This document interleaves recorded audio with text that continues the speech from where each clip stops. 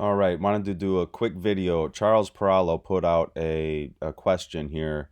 Would the founding fathers be proud of America today?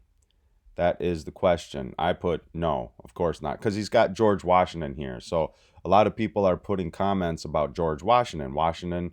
This person says Washington left us three warnings when he left office. Don't get involved in foreign affairs. Failed on that one. Don't have political parties. Failed on that one. And don't have too much debt. Failed on that one. Obviously, fail, fail, fail on all three accounts. They weren't. This person writes they weren't happy about a 3% tax. Imagine them seeing how much we pay and where it goes today. Absolutely. Okay, so here's my point. This is a point you won't hear almost anybody talk about. I wrote George Washington would be utterly disgusted at our lack of representation. 435 members of the House of Representatives with a population of 340 million is a total disgrace. Why?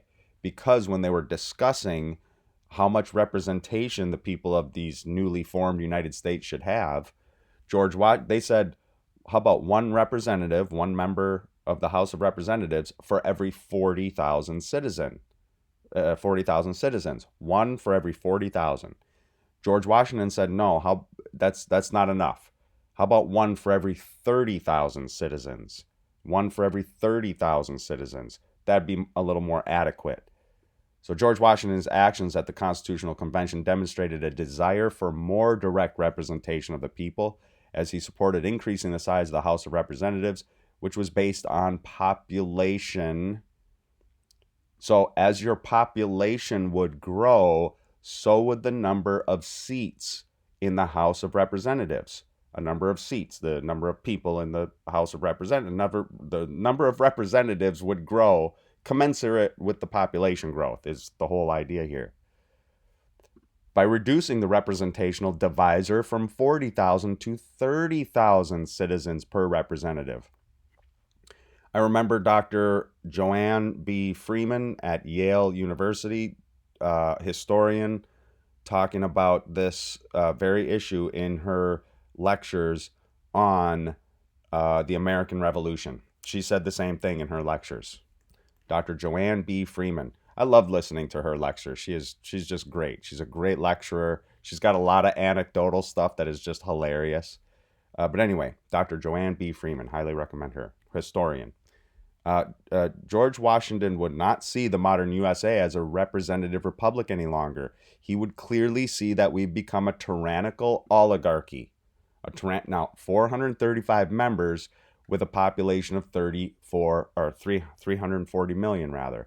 So George Washington actions, reducing the representational divisor from 40,000 to 30,000 citizens per representative, it's because of this Reapportionment Act of 1929, also known as the Permanent Apportionment Act, reapportioning the 435 seats. But notice the 435 seats. It's not supposed to be 435 seats in perpetuity, but according to this act, it is. That number 435 should be 5,435. Here's the Reapportionment Act in 1929. Started really in the Apportionment Act of 1911 and then just became in 1929 the Permanent Apportionment Act. A permanent method for apportioning a constant 435 seats. That's the whole point. It was never supposed to be a constant 435 seats. It was supposed to increase with population. So what do we have today? Let's do this. 340 million, 340,000,000. That's 340 million divided by 435 seats is what? That's one seat, one member of the House of Representatives for every 781,000 people. 781. George Washington said he wanted one for every 30,000 people. Now we have one for every 781 because of the permanent Apportionment Act, which gives us a constant that should be. We should not have 435 seats. We should have 5,435 seats.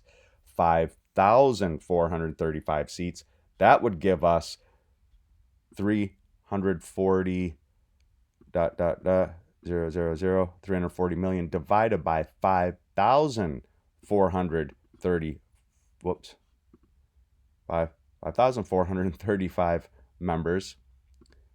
That would be one representative for every 62,000 people. That would be a much more adequate representation of the American people in their own government than what we have now. Now we have one for every roughly 781,000, which is ridiculous. This is why it's an oligarchy. This is why the United States has become an oligarchy, because we allowed this to happen. This constant 435 seats, which is bogus. It's downright treasonous, if you want to know the truth about it. It's treasonous. Let me know what you think in the comments down below. I want to keep this short. Soli Deo Gloria.